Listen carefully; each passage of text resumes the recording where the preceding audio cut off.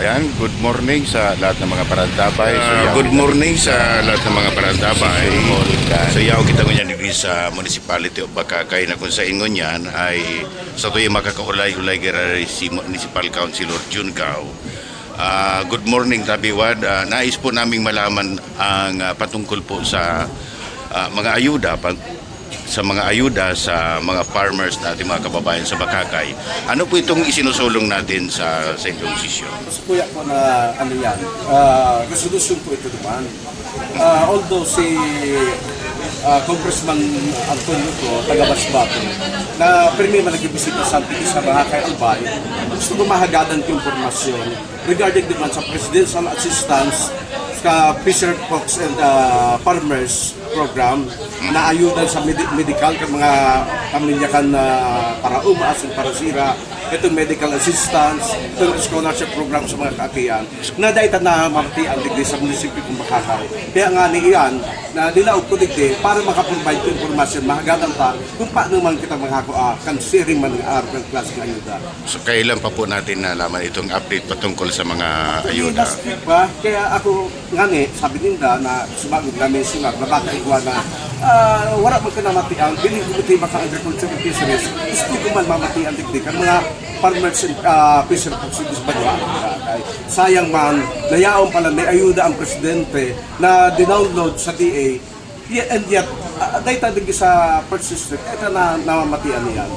So paano po ang magagawa natin aksyon kung hindi po magsang-ayon? Baka sa aga, or later po unyan aldaw, maduman ako sa DA para mahagadan ng informasyon kung paano man ini makaabot na digdi sa mga para umasok para sira sa Banwa.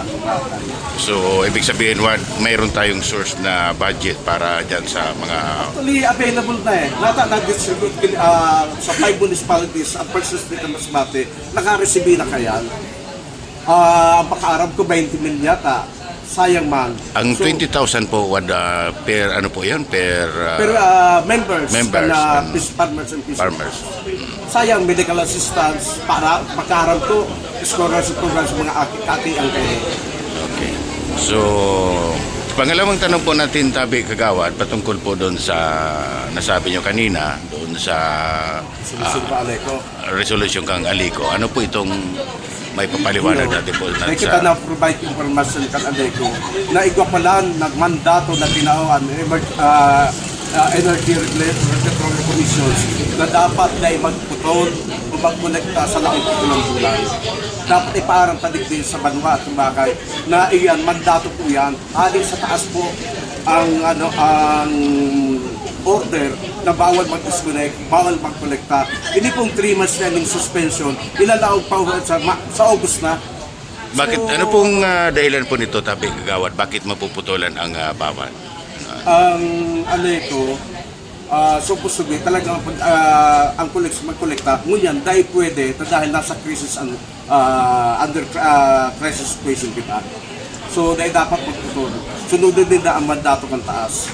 Ano po ang magiging problema po doon? Bakit magkakaroon ng pagpuputol doon sa bawal? Ito ba ay hindi dahil kita na ang parimaran sa mga consumers na dahil sila makolekta.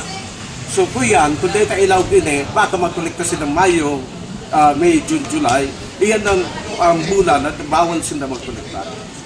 So ibig sabihin, Tabiwan, kung magkakaroon man ng plano ang Alico na magkakaroon mga magpuputol about sa water district, hindi ba pwedeng kayang gumawa sila ng saring supply sa Banwa ng Bakakay para makapag-generate ng tuloy-tuloy ang supply ng tubig sa Bakakay Albay?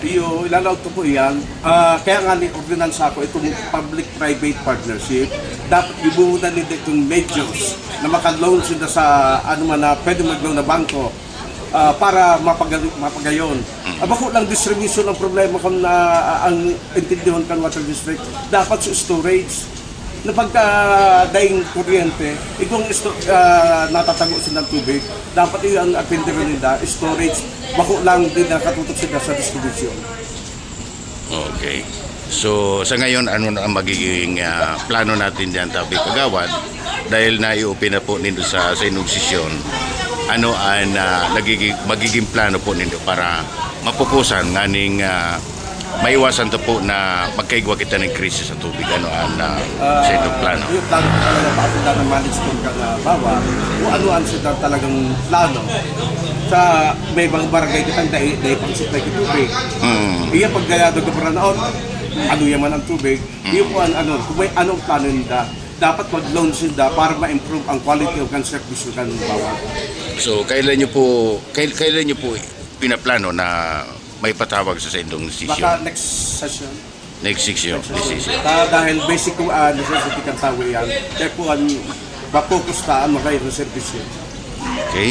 So maraming salamat Habiwad sa indong susunod pang mga plano sa indong naging usapin sa Sangguniang Bayan. Kadakol po ako lalo na sa mga farmers and fisher folks.